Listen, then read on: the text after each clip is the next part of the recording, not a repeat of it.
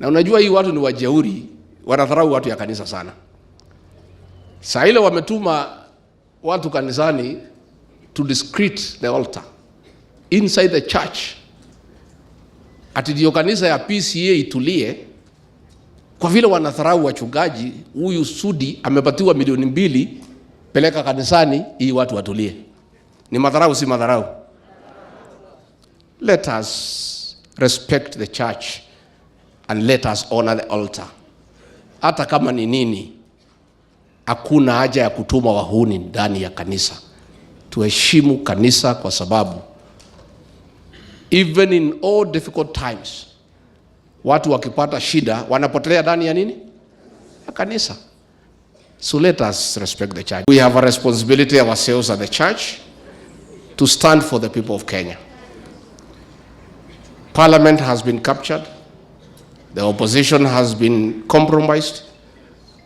There is nobody remaining to speak for the people of Kenya unless the Church of Christ does so. Kwa hivyo, wachungaji wetu, you have to step in that role because nature abhors vacuum. Na ndio mumeona saa ile mlinyamaza watoto wetu ya Gen Z wakaongea. Kwa sababu nature abhors vacuum. Somebody must speak. So when opposition walinunuliwa na Ruto, bunge wakakuwa compromise, kanisa ikanyamaza kidogo, watoto wetu wa Gen Z wakajitokeza wakaongea na wakauawa. Na hii shida yote unaona Kenya ni kwa sababu ya kumwaga damu ya watoto. Hata mkoloni Ruto as a colonialist he never went for the children. Aliwachana na wamama na watoto. So tumepata utawala unapigana na watoto wadogo. Watoto wakiandika vitu hapa kwa mtandao wanashikwa, wanatekwa nyara, wanauawa. Umeona watoto pale Butere wametoa mchezo ya kuigiza. Hata wakati wa Moi kulikuwa ridiculous. Moi never took any action. Si ilikuwa ilikuwa inaitwa ridiculous. They were enjoying because it is satire. It's a mirror of society. And Moi never took any action against ridiculous. Kibaki alikuwa pale, kulikuwa na some caricatures wanamuonesha video anaongeanga. Kibaki anaendelea na kazi. So hii maneno ya kuumiza watoto ni mambo inatushangaza sana. Sana sana. Na umeona nimesema Southern pale Sudan, dhahabu inaletwa Kenya, bunduki inanunuliwa hapa, inapelekwa huko, inaua watoto na akina mama. So the church, you must speak for us. Because if you don't,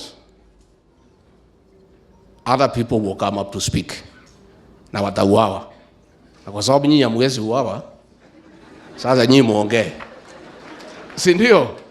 Wanaweza ua hii watu ya kanisa. Lakini juzi wametuma watu kanisani kuua sisi ndani kwa PCA. Hapo Mwiki. A nation gets developed when the leader of that nation puts the national interest ahead of commercial interest. That is the answer.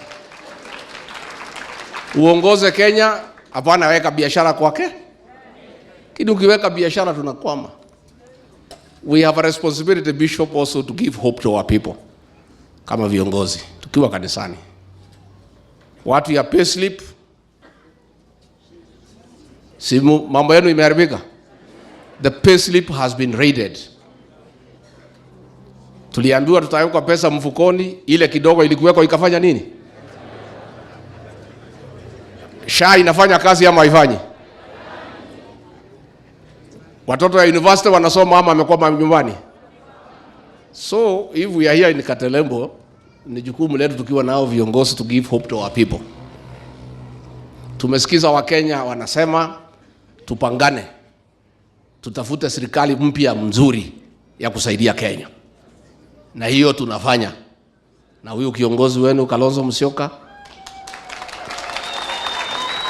na huyu Wamalwa, George Natembeya, Fred Matiang'i, Rigiji yako hapo jikoni ndio na chora maneno. And I want to assure the people of Kenya, we have a formula to give you good leadership. There's a parallel between men who die in their line of duty, like Reverend Zola, and generals. Men in our defense forces don't believe generals die. They fade away. They just fade.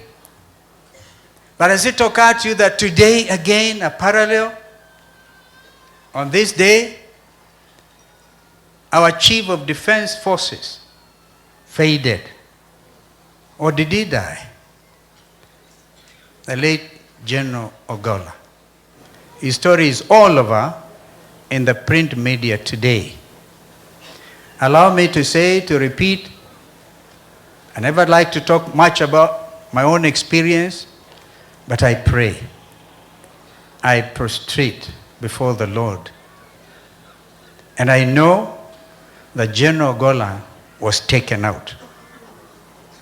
Are we then going to develop, Bishop Kimeu, how does a nation grow? You have had various versions. Various versions. When people live peaceably, remember, I think the book of Ephesians, as much as lieth in you, live peaceably with all men. When Kenyans will learn to live peaceably, and the East African region, and the African region, say no to political killings, say no to planned accidents. So say no, because by the way, when it happens, and you're in the spirit, you know this is not a normal accident.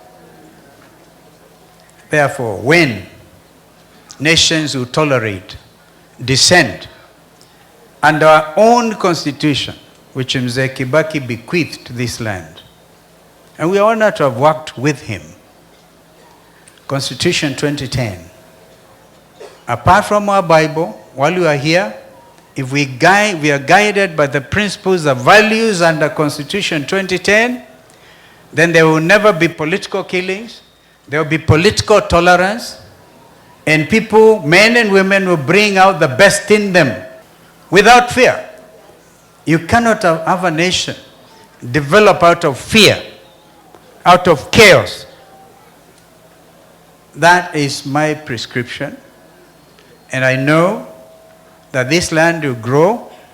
I'm very optimistic that because of the contribution of the church and men who have rested in their line of duty, God is going to lift our land. When we stop intimidating each other just because we are not in the same line politically, perhaps even economically, stop intimidation. Let the church be given its space. Let the church breathe, because we have some people who are trying to suffocate the church with different things. Kanisa ipatiwe nafasi, i-breathe. Yeah? Kanisa yenyewe inajua vile maisha iko. Na they know where we have come from. And I believe from where we have come from, hata kanisa yenyewe imejipeleka mkutano. Si ndio? Kanisa imejipeleka mkutano. Na hii kanisa kujipeleka mikutano, wameona sasa kutoka sasa kuendelea vile wataishi kama kanisa. As we trust you as the church to move this country forward in the mighty name of Jesus. Mumejipeleka mikutano, mumefikiria, and we can see you are taking us in the right direction. We need truthful prophets who follow the Bible and who listen to the voice of God. The Bible says any government which misuses the fruit and the harvest of the people is a cursed government. And the God does not like it. Coffee has been misused. So many, crops in this country. We are not even selling to and trading with the rest of the world, because the Minister of Agriculture, which is devolved and is supposed to be with Governor Wavinya and the other governors, is still hanging in the national government.